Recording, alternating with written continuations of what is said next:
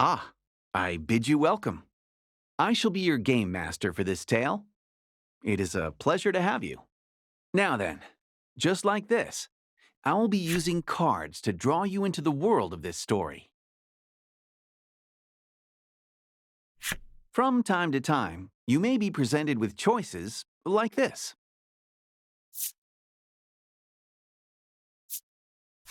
That's correct. It doesn't mean anything, but still, good job. You're following along with all this, I trust? Moving on, I believe your experience of the story will be shaped in no small part by my narration. As such, I hope you'll have rather more fun keeping the sound on while you play. That said, rest assured that the game remains enjoyable without sound. My words will be subtitled just as they are now.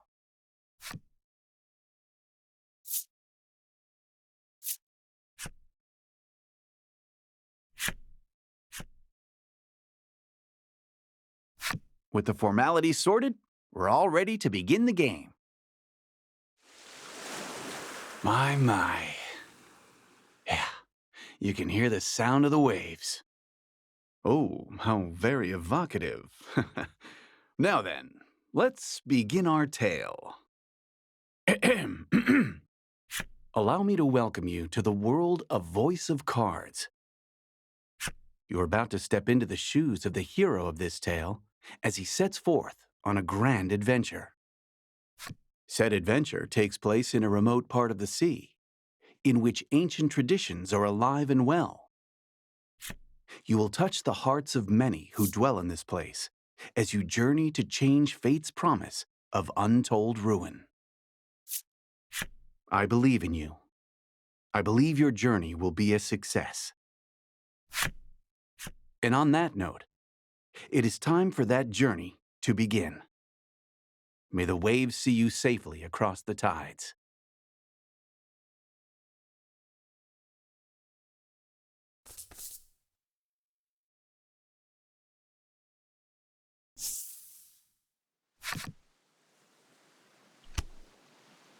Our story begins in a secluded grotto. The sound of the waves echoes softly across the rock walls.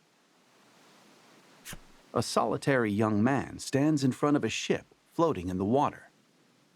Brush in hand, he busies himself painting the vessel. Once he finishes his work, he decides to carve his name into the side of the hull. A finishing touch.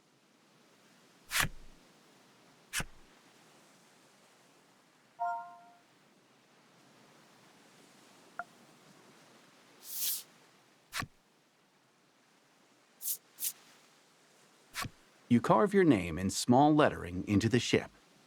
Oh, a handsome name, that. This young lad is the hero of our tale, and your window into the world. You're a navigator without a ship, and your soul yearns to set out upon the ocean blue, for your own reasons. You have spent a great deal of time repairing the wrecked ship before you, in the hopes of crafting a partner, aboard which you might sail the high seas. The sound of a wooden box tumbling to the ground rips through the grotto. You heave a deep sigh and decide to head over to the source of the racket.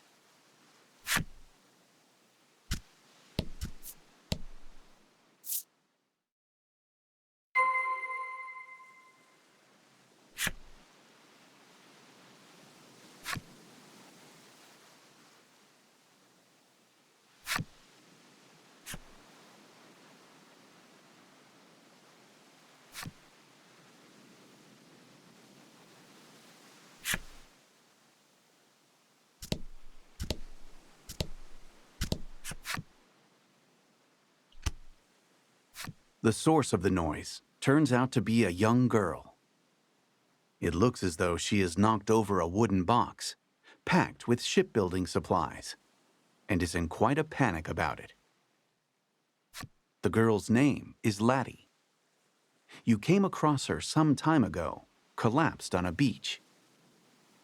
You attempted to bring her to a nearby village, but she was quite opposed to the idea for some reason. As such, she has been helping you repair the ship here. You're not quite sure how to respond to her knocking the box over.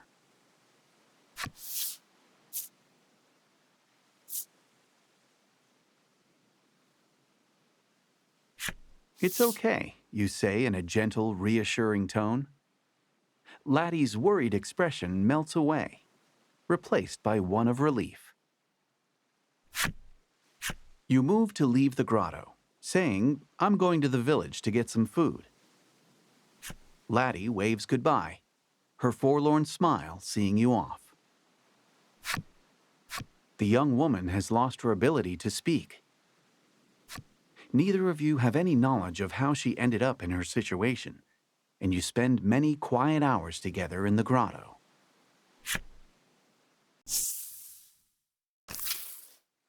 The scent of the sea and a sense of isolation hang heavy in the air. The island is bound for ruin and has had its name since before any can really recall. This is Omega Isle. You take a deep breath and then set out for the nearby Omega Village, which shares the island's name.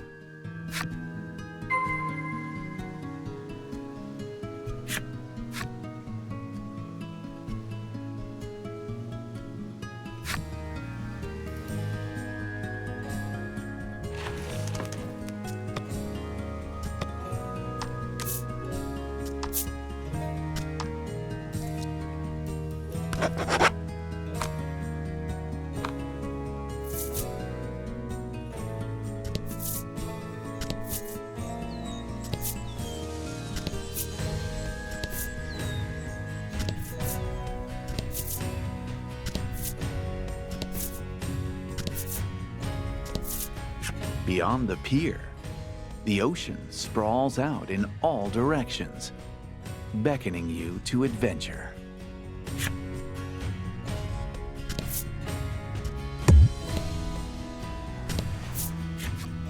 You have arrived near the entrance of the village. You spy a shadow skulking about in the midst of a thicket. The shadows fall away to reveal a small monster. It's unusual to see one this close to the village. It might be cute, but it's still a monster and a threat. You must slay the beast before it can cause trouble or worse in the village.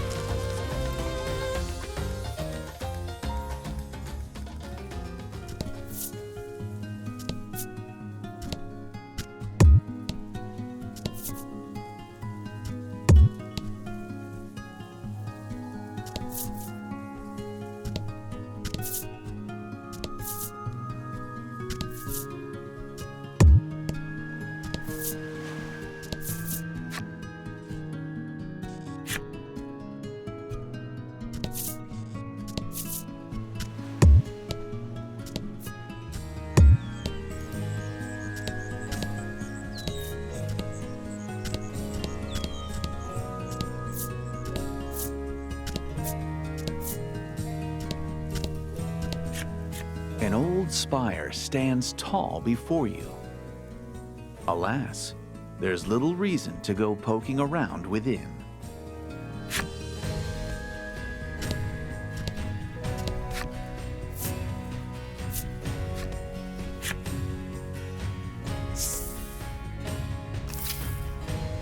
Gorgeous flower beds burst with blossoms that will one day wilt and wither away, much like Omega Village itself. This is a village that has accepted its fate to be but a moment in time, destined to fade.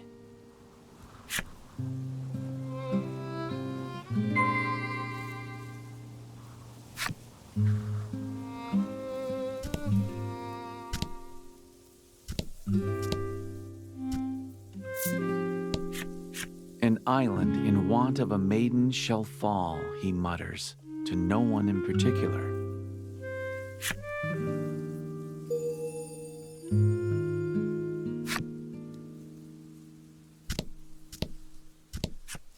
Home sweet home. You lay yourself down and close your eyes.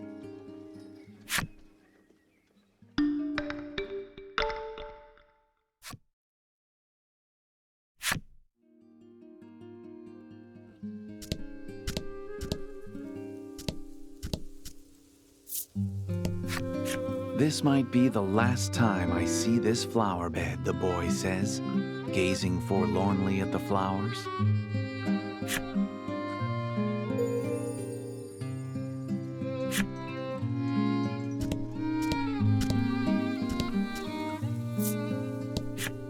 I wish I got to be the maiden, the girl says mournfully, dressed head to toe in maiden garb and clearly pretending to be such.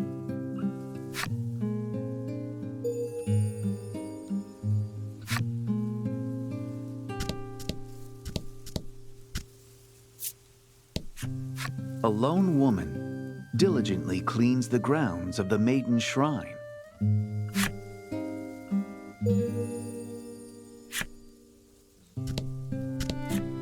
The windows are closed, and it's too dark to see much inside. All sound seems to fall away.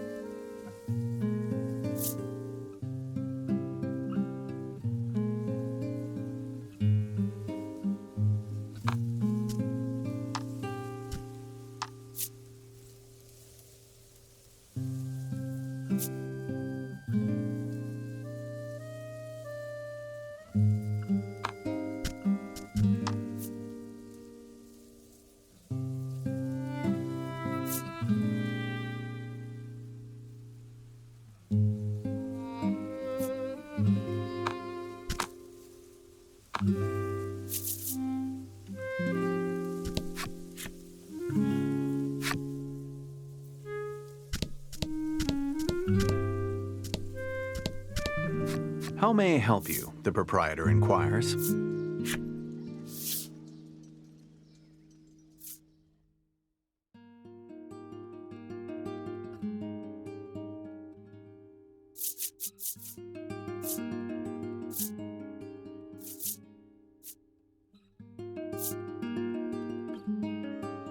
Will that be all? The proprietor asks.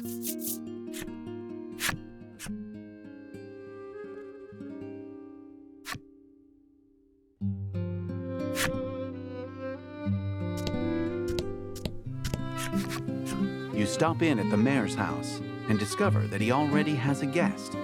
The two are engaged in discussion. You listen in and learn that they are troubled by monsters that have appeared near the village and have been devouring precious stores of food. The villager sighs deeply. "I suppose it's about the end for the village," they say flatly before departing the mayor's home.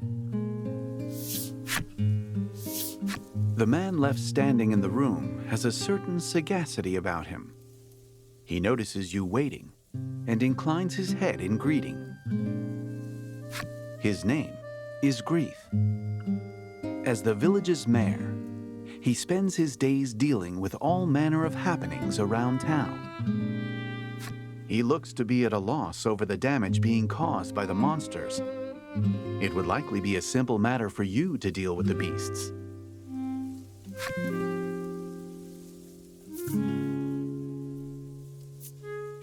You offer to deal with the monsters, and Grief replies with his thanks. "You're always a big help." This is part of your daily routine. You work to sort out the village's troubles in order to procure food to eat.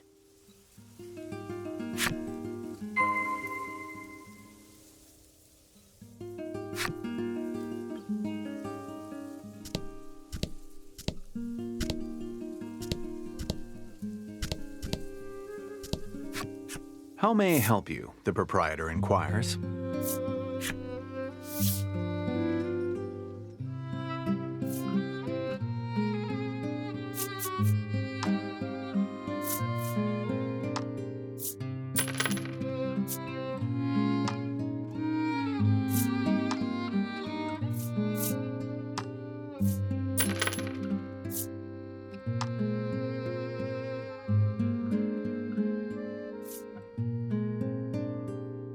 "Will that be all?" the proprietor asks. "How may I help you?" the proprietor inquires.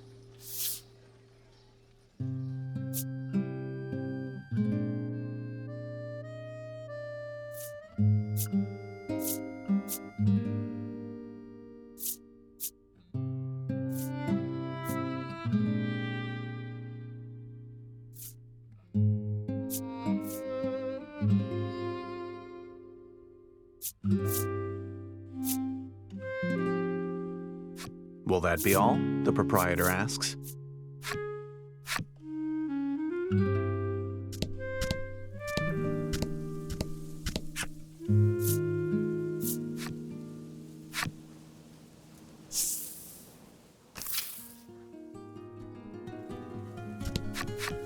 A monster has appeared before you. It holds what's left of a piece of fruit in its teeth, and its mouth moves restlessly. With a sigh, you mutter, "Let's get this over with then," and ready your weapon.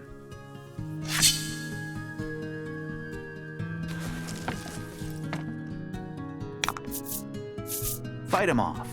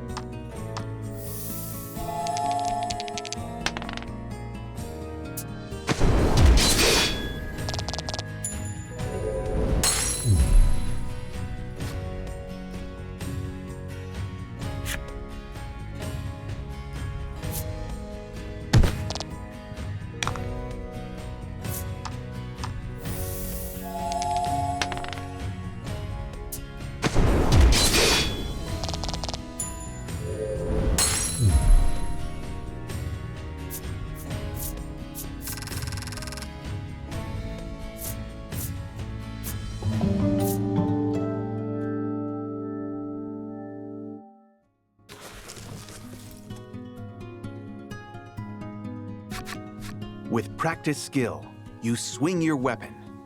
The blade flashes through the monster's throat.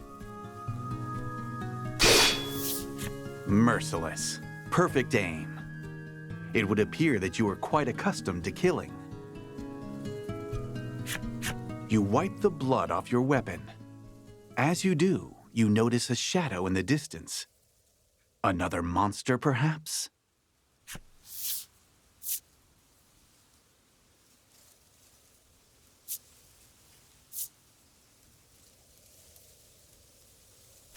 Silently, you creep up on the shadow and bring your blade down on it with practiced speed.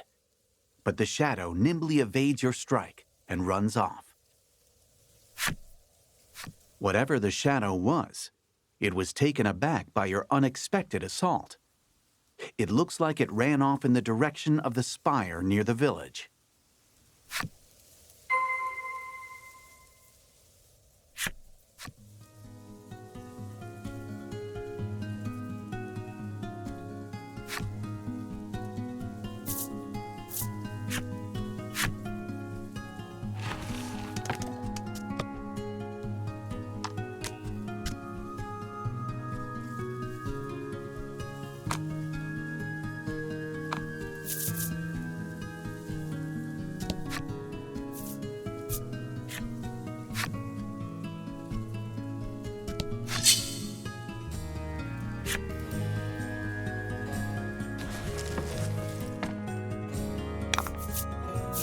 Fight him off.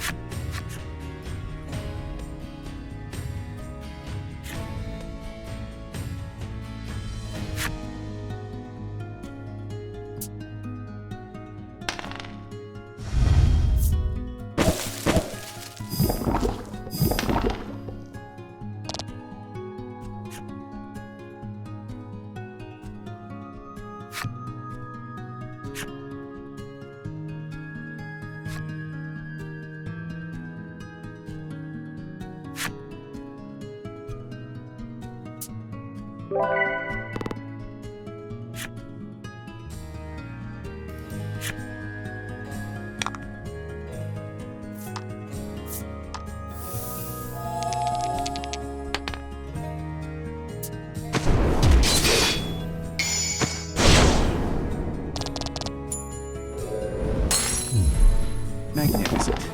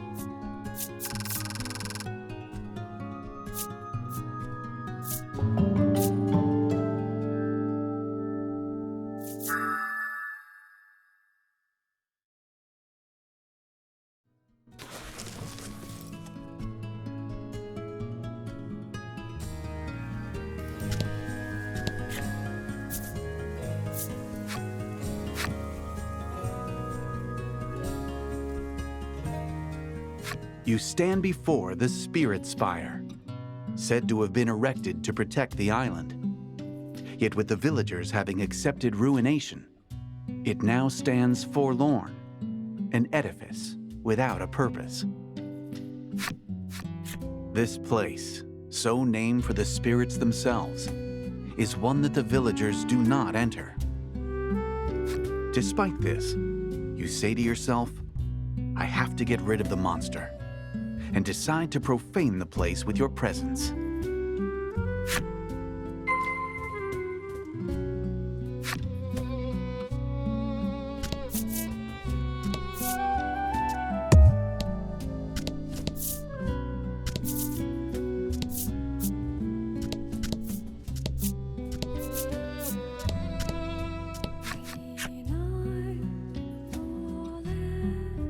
There are some words etched into the door, but they are weathered and difficult to read. Worried though you are about whatever the words might say, you nonetheless try pushing the handle. With some protest, the door groans open.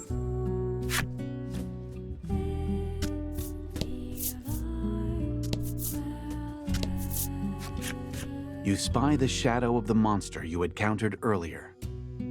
Your insight that it had taken refuge in the spire has proven a good one.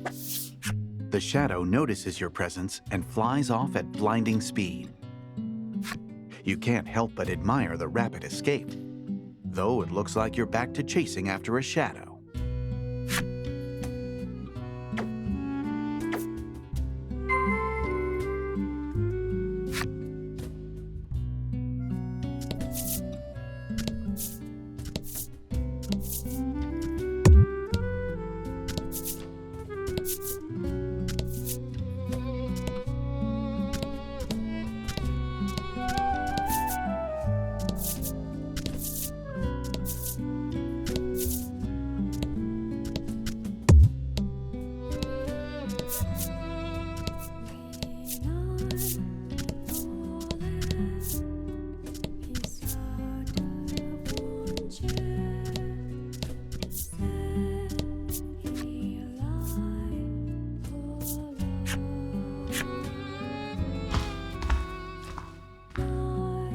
You survey your surroundings, relying on the shafts of sunlight filtering in through the windows.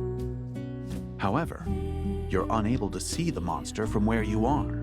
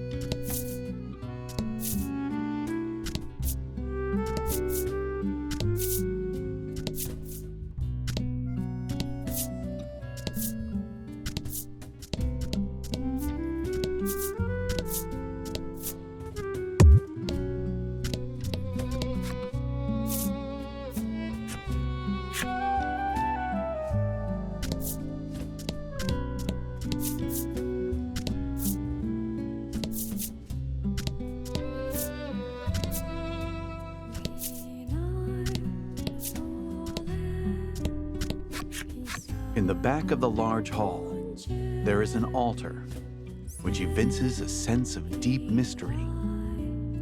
The altar is wrought of a strange kind of stone, its surface polished smooth. It looks as though it's meant for use in some important ritual. You approach the altar to check that there are no places for monsters to hide themselves away inside it.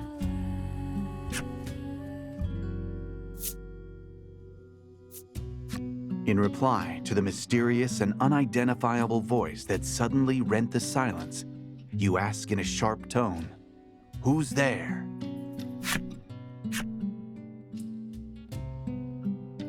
You strain your ears, trying to make out the broken snippets of words echoing off the chamber walls. After speaking a word that rings familiar to your ears, Laty, the voice becomes impossible to hear. It cannot be. Could you truly have heard the voice of the spirit from the Maiden's myth passed down on the island? All signs of the monster you were in pursuit of seem to have vanished. For the time being, you decide to return to the village and report your success.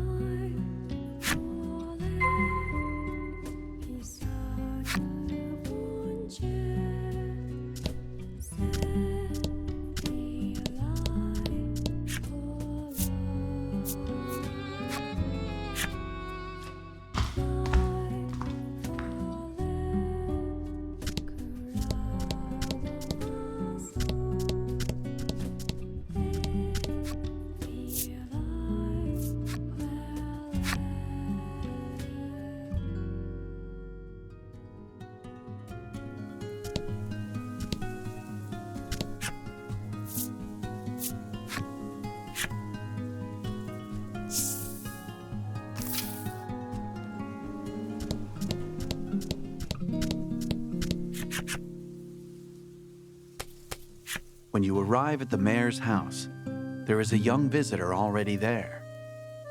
She looks to be making an impassioned request of Grieth. In a wearied voice, Grieth replies, "There is no longer any maiden in our village."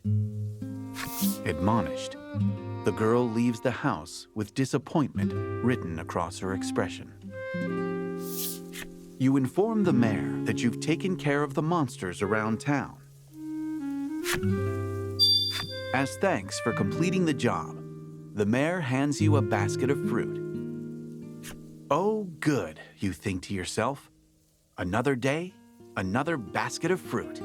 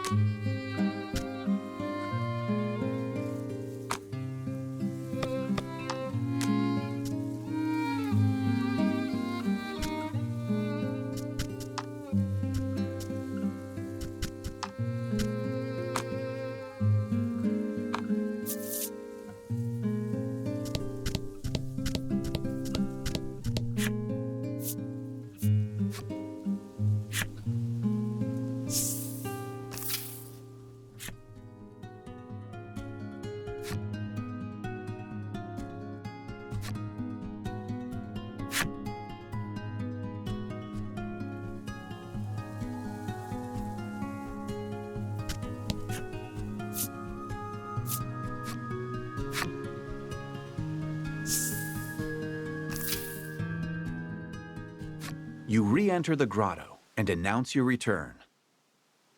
On a normal day, Laty would already have zipped over to greet you. But today, nothing.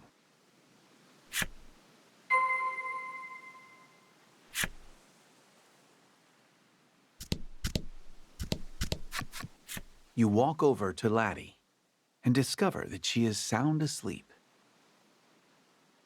Life in the grotto is not one of creature comforts. Rather, a fair few inconveniences. You've tried several times to bring Laty to the village, but she was adamantly opposed on every occasion. You sometimes catch glimpses of her face while she sleeps. Always it is contorted in anguish, as though she is in the throes of a terrible nightmare. You notice a bulky book lying open next to Laty, filled with carefully drawn words and images. It seems to be some kind of picture book that Laty made herself. You know, I confess, I am a bit curious. You can't help but feel like you ought to refrain, but in the end, you cannot overcome your curiosity and decide to take a look at the picture book. Beside evocative images of deep forests and towering mountain ranges, Laty has written a story patterned after the Maiden's myth. The picture book story is set in a small village replete with nature. The village enjoys the promise of peace and tranquility, thanks to the young woman born to be the Maiden. The Maiden goes before the altar to perform a ritual, which invokes the power of a great spirit to protect the village. You look over the artwork, a spitting recreation of the altar you saw in the spire, and think back on the mysterious voice. The voice claimed it was a spirit, and you're certain it spoke Laty's name. You are so caught up in the thoughts racing through your head that you fail to notice Laty had awakened. Laty seems embarrassed that you've seen her book. Tears prick the corners of her eyes. If Laty were indeed the Maiden, It would be no exaggeration to call her the very light of hope, a protective force that could save the island from its encroaching ruin. With faint expectation tightening your chest, you consider taking her to the altar in the spire.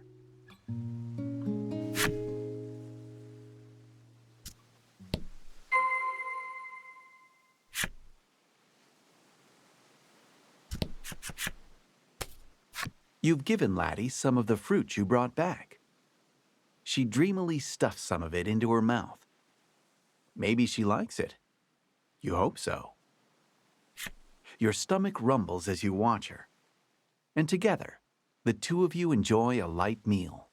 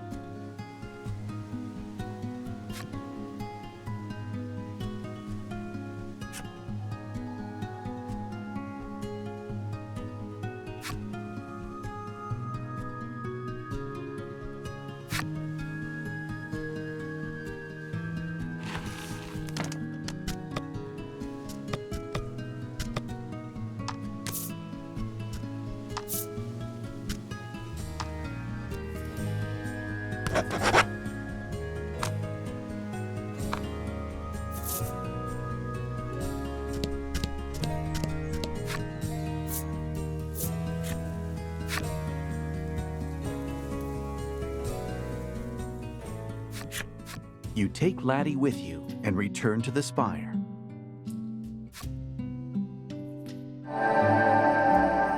As you approach the entrance of the spire, the staff that Laty clutches close begins to emit a faint light.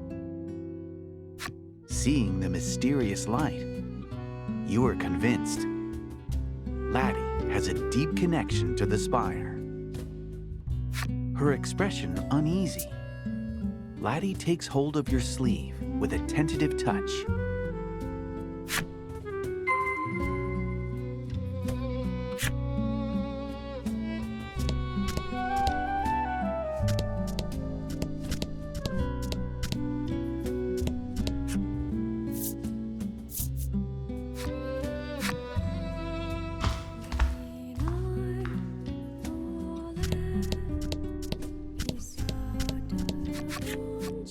You stand before the altar once more, bathed in an air of mysticism.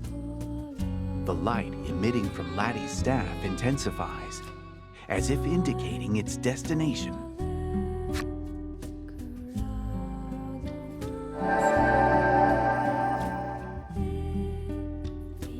In response to the enigmatic voice, Laty's staff exudes a dazzling light.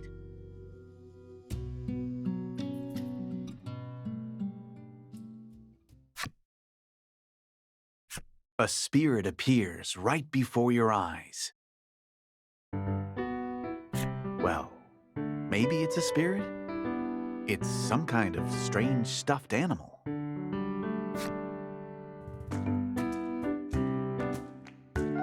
The stuffed toy seems to be affecting a voice of considerable gravitas and choking itself in the process. This creature is called Lack. Though you cannot be certain it speaks the truth, it claims to be a spirit. You approach, hoping to ask about the Maiden, but with blinding speed, Lack zooms behind Laty, putting her between you as a shield. "You're the one from before," Lack says, quaking. It would appear that you're mistaking the creature for a monster, and doggedly chasing after it has made it rather afraid of you.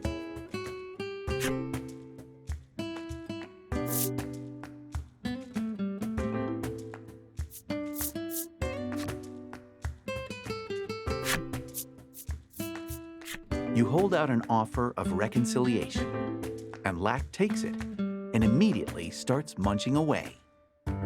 Between bites, it says, "You've got some good taste there." You're not really sure if the make good worked out, but in any event, Lack looks willing to listen to you now. You ask about the maiden once more, and Lack begins to talk a lot. It seems to enjoy doing so. Just as the maiden's myth handed down amongst the denizens of the island suggests, it explains, Laty was indeed born to be the maiden here. However, she was unable to take up her role. This has caused no small amount of distress over the island's inevitable destiny to sink beneath the raging waves. Lack concludes with a proposal. How's about you go and meet with the other maidens and fetch the maiden's relics? As you had hoped, Laty appears to be the key to the island's salvation.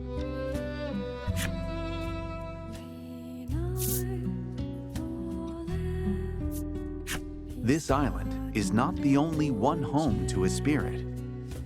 There are islands throughout this archipelago, and upon each dwells one of the 4 maidens who govern their own spirit. The self-proclaimed spirit explains that if you bring the maiden's relics that each of these maidens possess back to this spire, Laty will be able to become a maiden herself. Laty shows the staff in her hand, wearing an expression that seems to say, "This is a maiden's relic."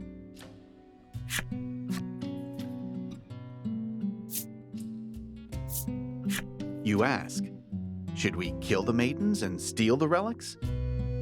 Laty shakes her head rapidly, as if to insist that you definitely should not do that.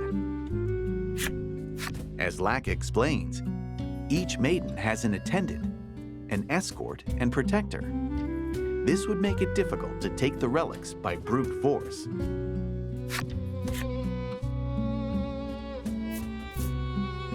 If Laty becomes a maiden and performs the maiden's ritual at the altar, the island can be saved.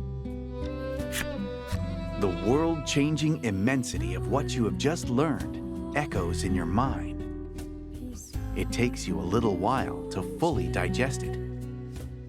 But it does just so happen you've been readying a seaworthy vessel for your own purposes. You accept Lack's proposal to help Laty become a maiden.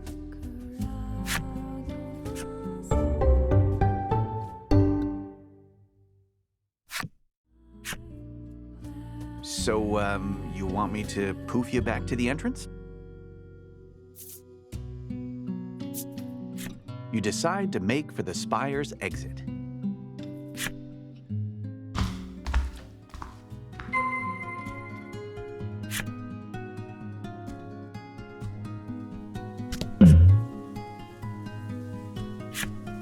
From out of nowhere, a sweet fragrance wafts over you. You look up to see ripe fruit in the tree above. There's a reasonably sized stone at your feet. A precise pitch at the tree's bough could knock some fruit loose.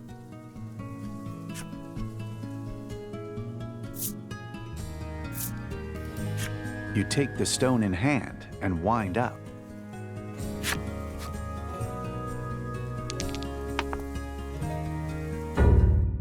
Your pitch fails to even reach its target. You leave the area, hoping to hide your embarrassment.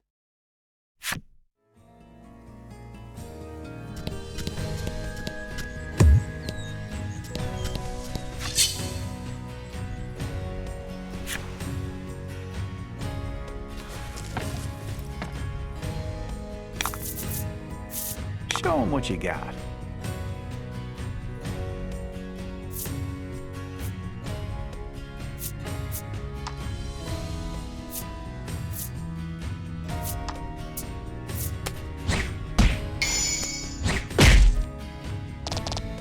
Magnificent.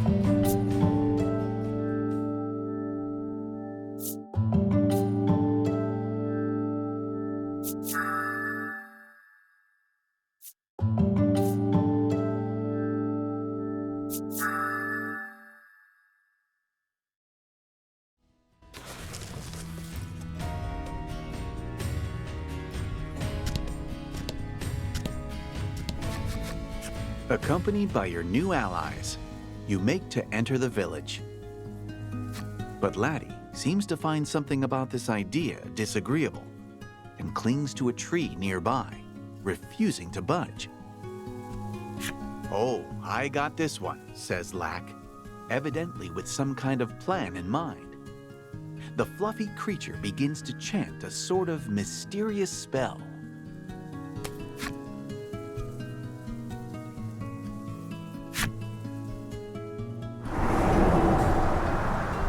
Suddenly, Laty's face is transformed into that of an odd old man's.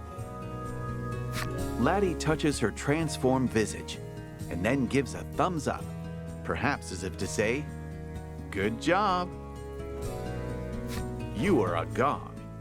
But Laty looks sideways at you as she walks into the village, her identity now safely hidden.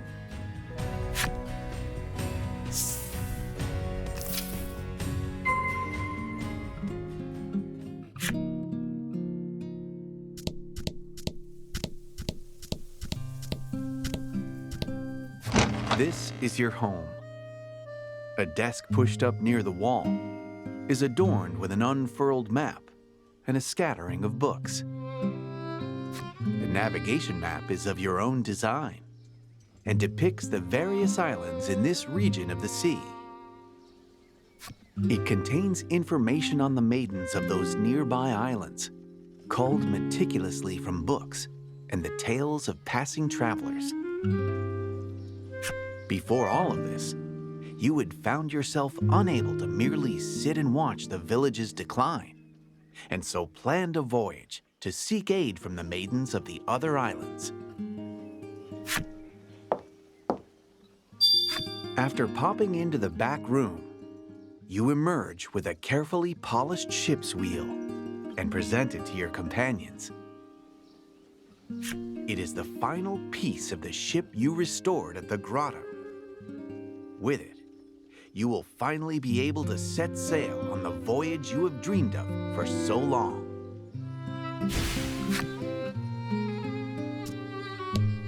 You have made ready for the voyage, but before you set sail, you decide to stop in at the mayor's to say your farewells.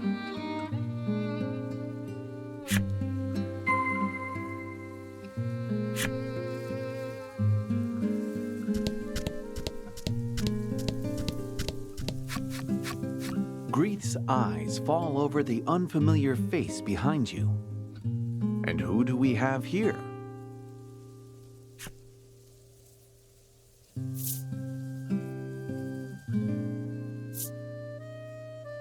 You respond, "A traveler, weary from a long journey."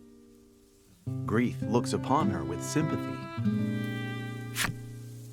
Changing the subject, you explain to the mayor that you'll be leaving the village for a little while on a voyage to save the island. You felt sure that the mayor, with his love of the village, would see you off with a smile. And yet the moment you explain that you found a maiden who can save the island, his attitude changes like the fickle sea winds, and he voices opposition to your journey. This island is destined to meet its end, he says. You can practically sense him digging his feet in. You cannot fathom why he, the mayor of the village, would believe something like that. Though each of you hold the island in your hearts, you cannot reconcile the difference of opinion. Like lovers going their separate ways after an acrimonious spat, it looks as though you will be setting out on bad terms. You believe that your desire to save the island will prove to be the right perspective.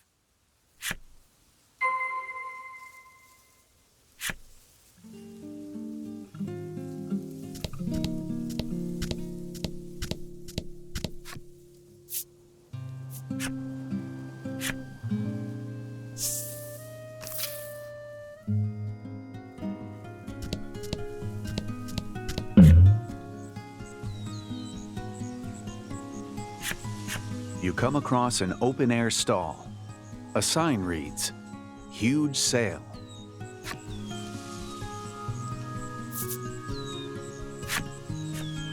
As you peer into the stall, a merchant whirls around to greet you. The merchant says they're having a fire sale. Everything must go.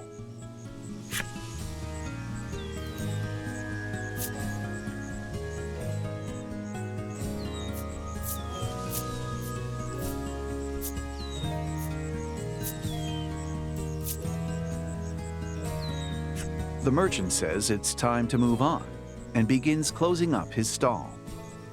You cannot shop here anymore.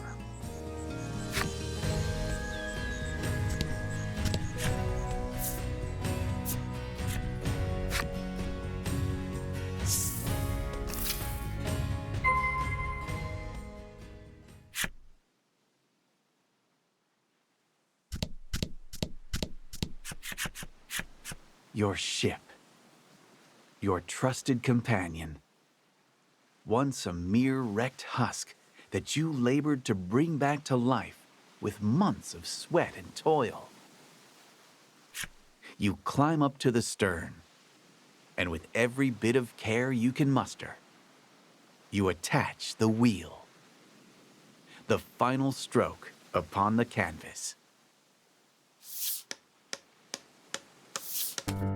At last, your ship is finished. The vessel's design is patterned after a great whale.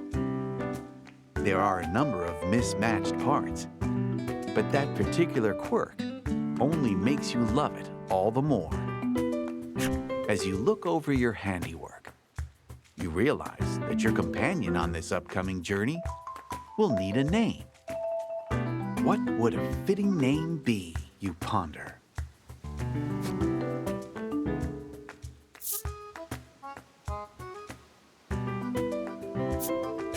Love and Friendship Island Savior pops into your head as a potential name. You decide to use your mental eraser to excise that particular idea. Despite your confidence that you could do most things with at least some degree of skill, it looks like you lack a knack for nomenclature.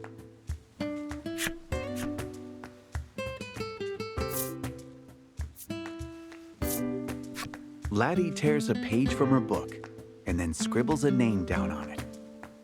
In her small handwriting is written, "The Bon Vent." According to Lack, the words are a kind of prayer in the language of the spirits for safe passage when bidding one farewell on a long journey. A farewell said before long journeys. The words could make a fitting appellation for your ship. You're unsure of just how much you ought to trust Lack or his skill with words, but nonetheless, decide to go with Laty's suggestion. Together, you load up the Bon Vent with the necessary provisions. Preparations for your departure are now finished.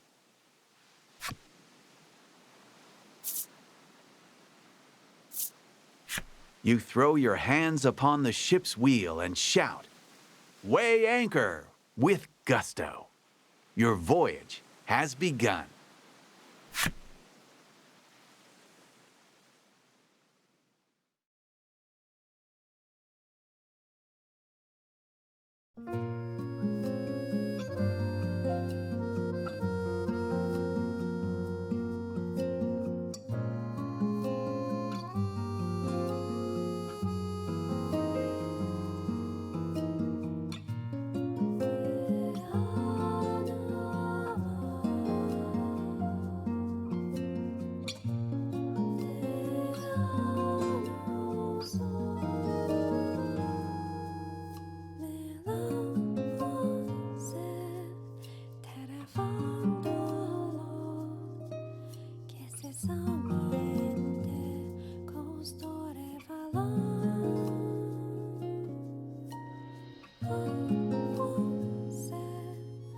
Ese